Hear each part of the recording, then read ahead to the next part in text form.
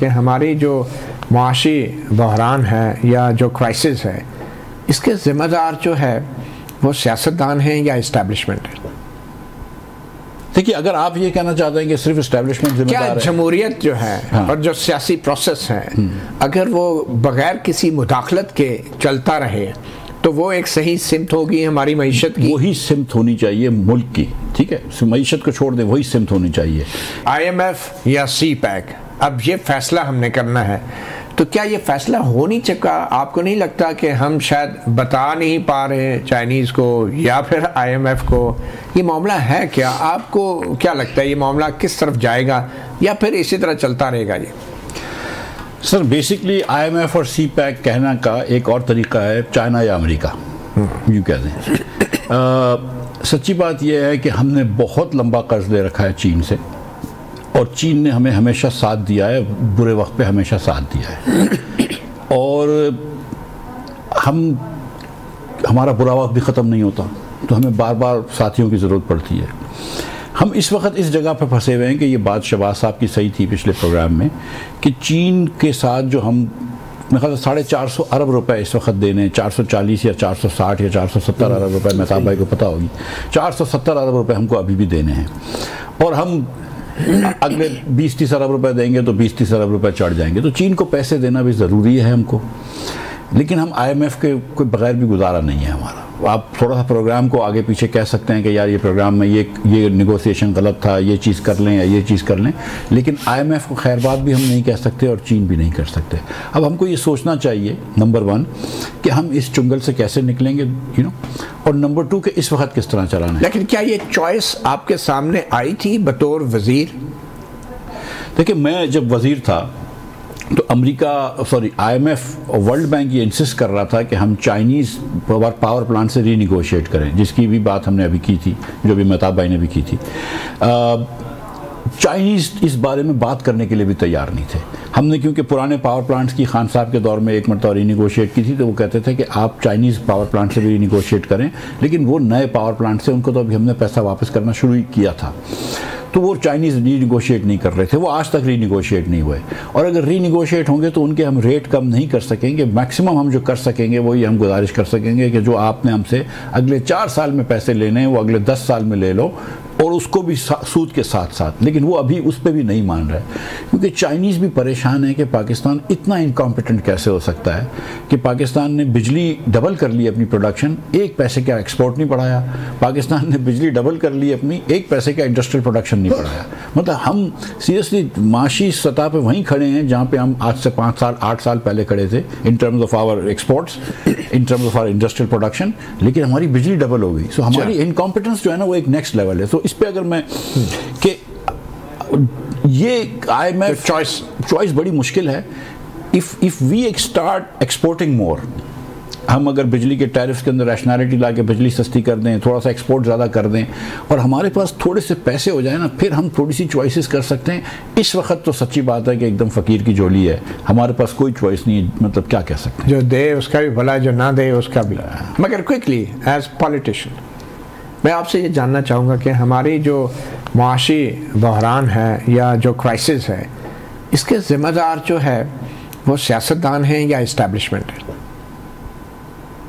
इसके ज़िम्मेदार पाकिस्तानी सारे हैं, सच्ची बात है। इस्टेब्लिशमेंट भी है, पॉलिटिशियंस भी हैं। ज़्यादा कौन है आपके? और जो सबसे आसान है शहबाज शरीफ को, सॉरी शहबाज राणा, जो बार बार उनका नाम ले लेता है ब्यूरोक्रेसी का, क्योंकि ब्यूरोक्रेसी नहीं, वैसे ज़्यादा ज़िम्मेदार कौन है?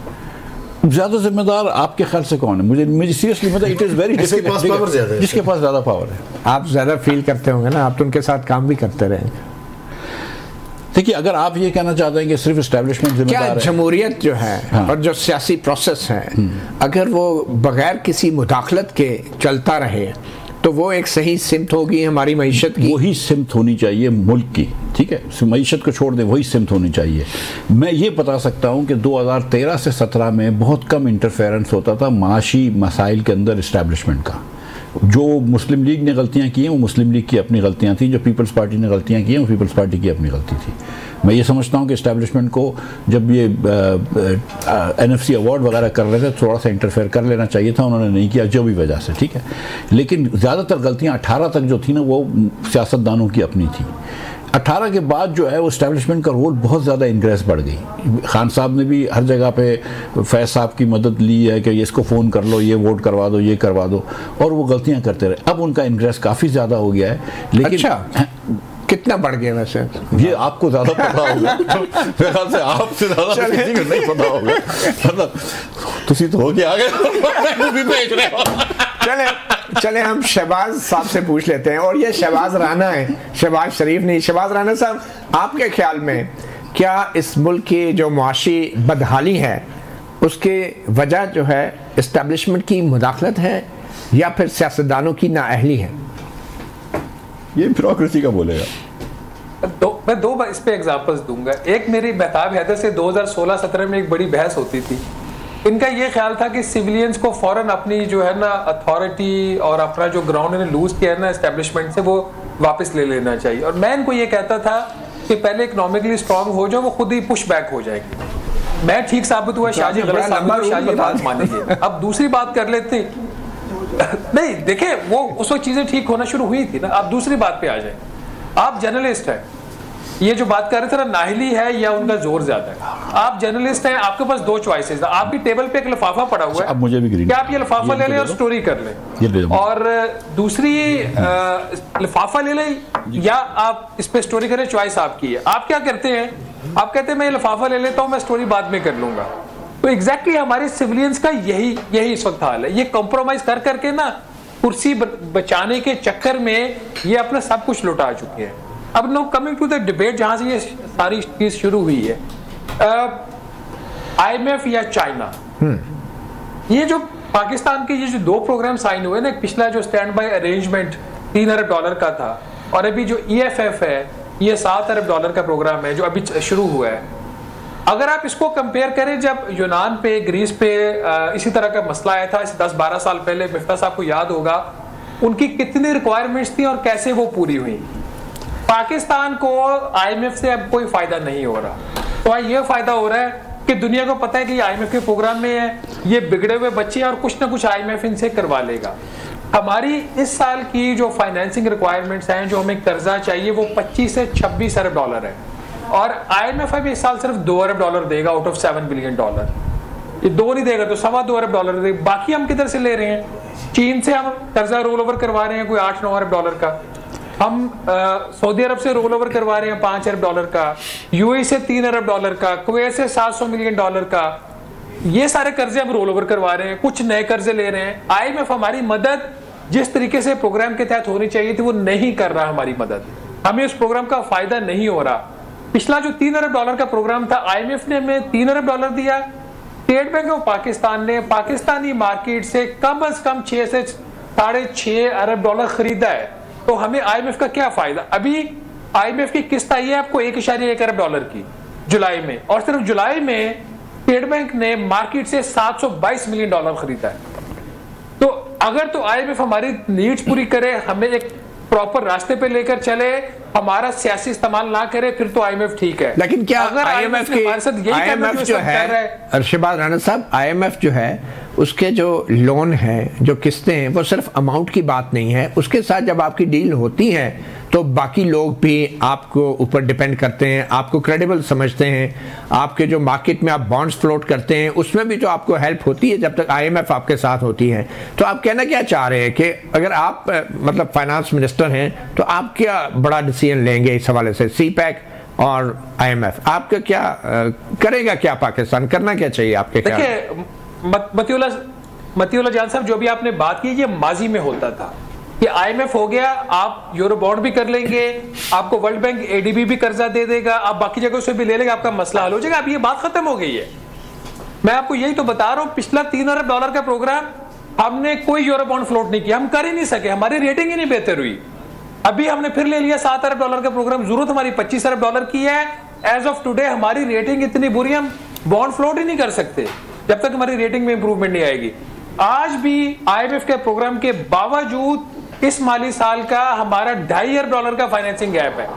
जो बात आप बात कर रहे हैं ये दुरुस्ती आज से 2 प्रोग्राम जो अभी से पहले थे उसकी हद तक। चल, अब मजे की बात यह है कि किसी साइड से पैसा नहीं आ रहा, तो फिर आप अगर पहले ये उठा के देख लें जो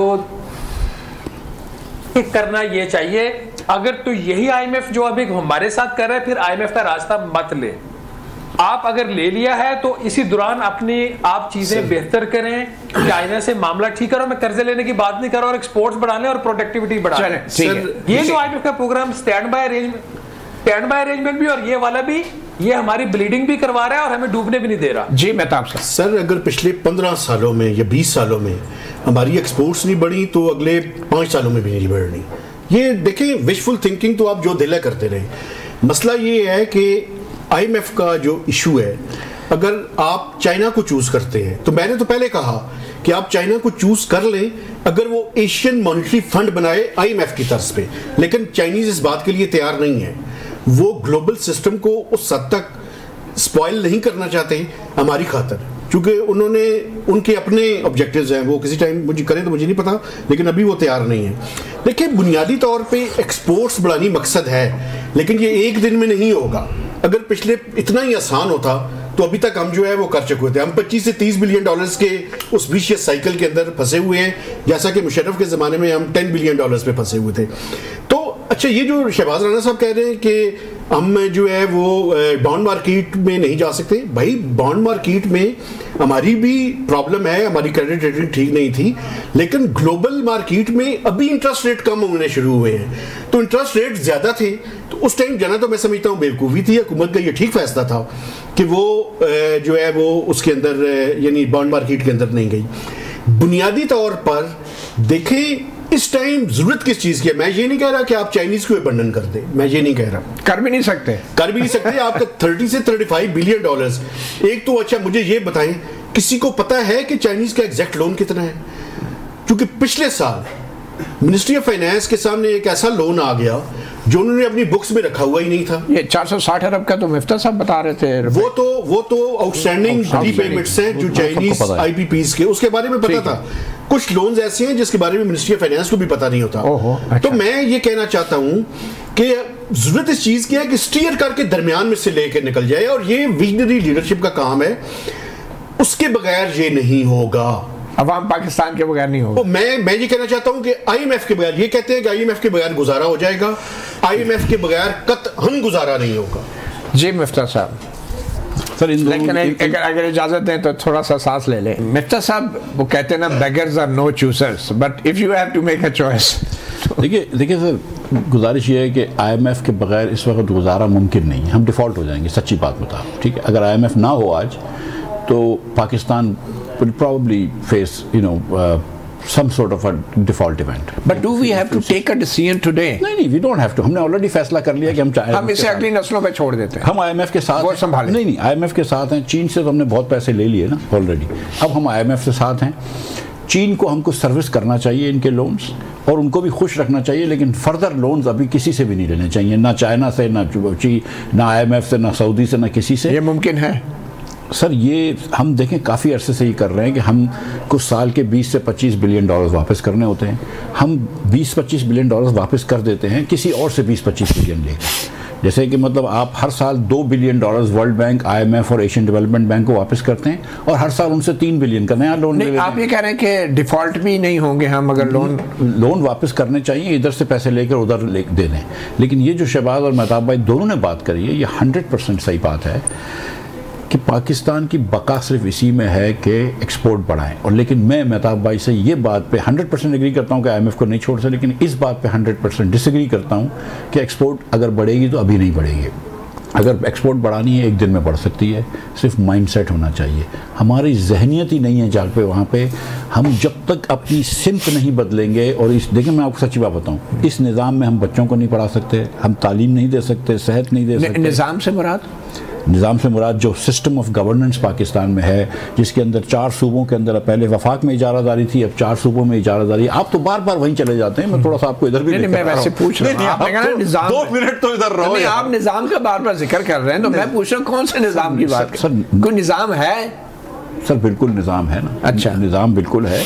गुजारिश ये है कि एक आपके 4 सूबे चलते हैं जिनको आप वाफर पैसे देते हैं। वफाक में आपने इतने टैक्सेस लगा रखे हैं कि जिसकी कोई इंतहा नहीं है।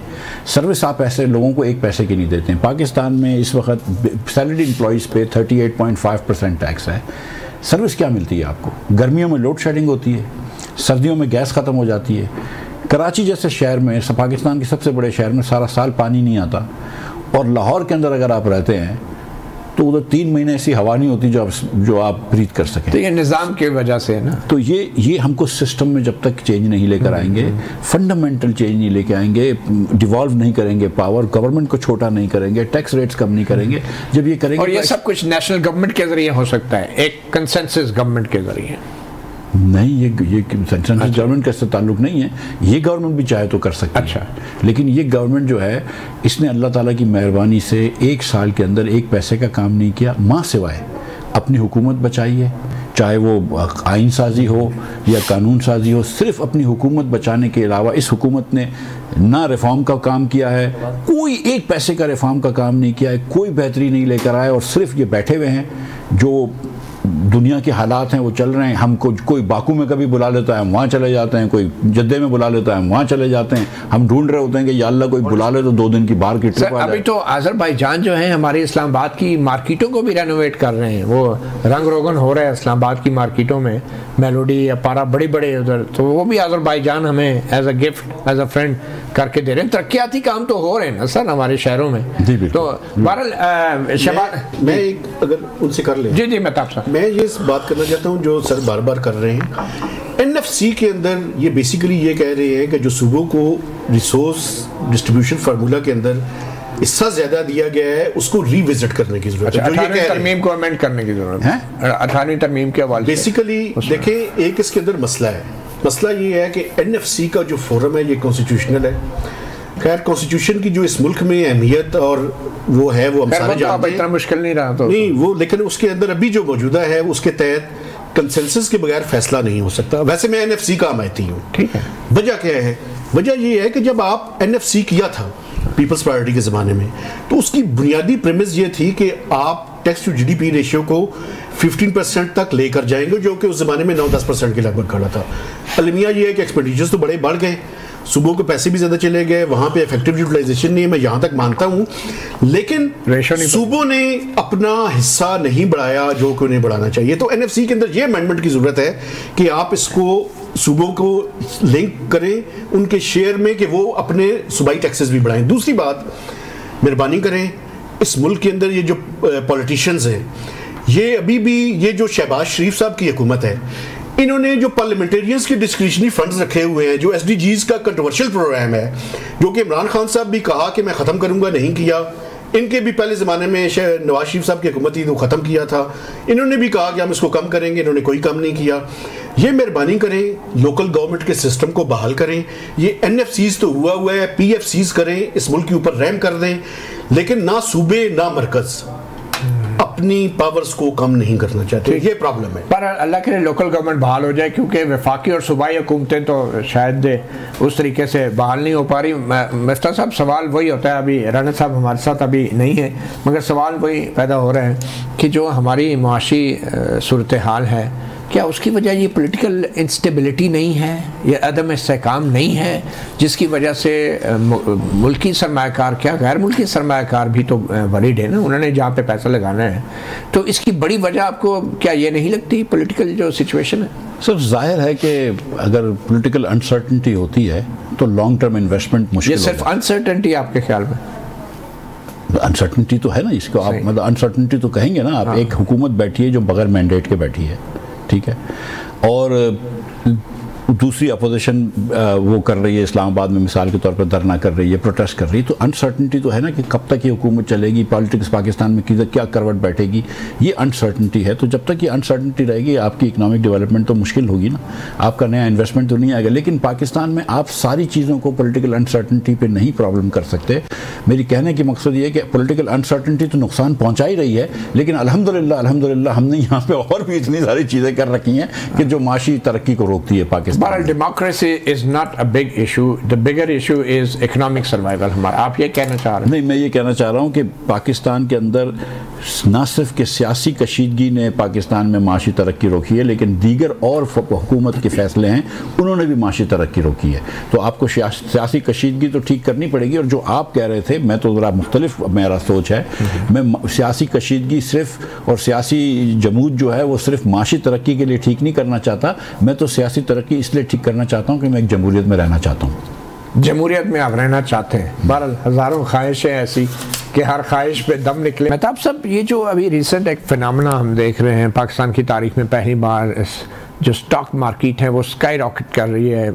100 इंडेक्स जो है वो 1 लाख की बैरियर भी क्रॉस कर गया, अब 1,10,000 का बैरियर भी क्रॉस कर गया है। क्या ये एक मसनूई है, कितना ये नेचुरल है और कितना अननेचुरल है, क्या लग रहा है आपको? अच्छा, ये जो लास्ट सेगमेंट में सर बात कर रहे थे तो मेरे जहन में एक चीज़ आई, वो मैं कहना ज़रूरी। जी जी प्लीज़। ये जो मेमोरेंडम ऑफ अंडरस्टैंडिंग्स है ना, ये Pakistan is a graveyard of memorandum of understanding. इतने मेमोरेंडम ऑफ अंडरस्टैंडिंग है, अगर कभी कैबिनेट डिवीजन में वो देखा जाए तो मेरा ख्याल ये है कि हज़ारों की तादाद में होंगे, लेकिन उनमें से कितने कन्वर्ट हुए हैं इनटू फिजिबल और बैंकेबल प्रोजेक्ट्स, बड़े कम होंगे। और इसी वजह से शायद ये गवर्नेंस का ओवरऑल स्ट्रक्चर जो आप पहले बात कर रहे थे ना, ओवरऑल जो गवर्नेंस का स्ट्रक्चर है ये उसकी रिफ्लेक्शन है।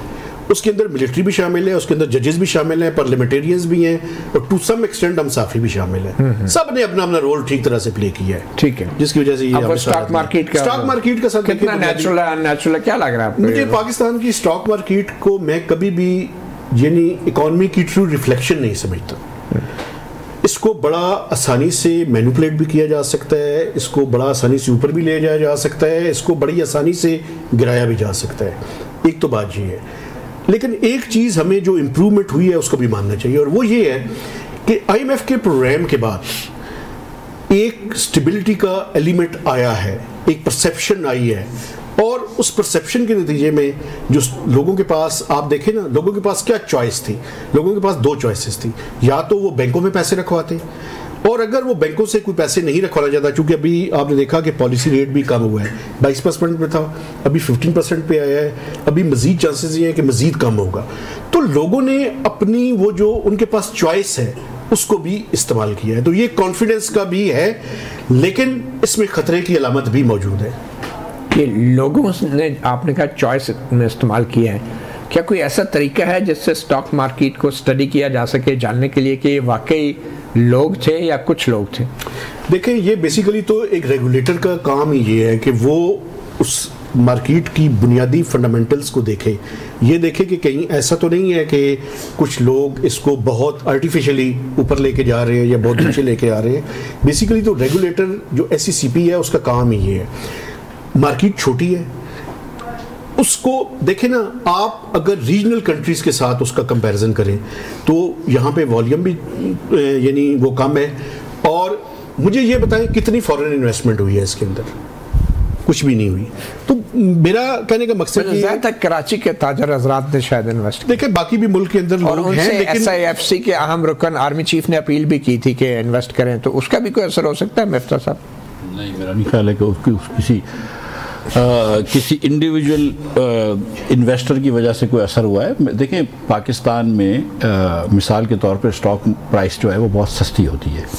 अगर एक कंपनी 20 रुपए पर शेयर प्रॉफिट करती है तो पाकिस्तान में पहले 80 रुपए की उसकी कीमत होती थी, 4 गुना उसके प्रॉफिट की। हिंदुस्तान में वो 12 गुना होती है कि वो 20 रुपए प्रॉफिट करने वाली कंपनी के 240 रुपए का शेयर था।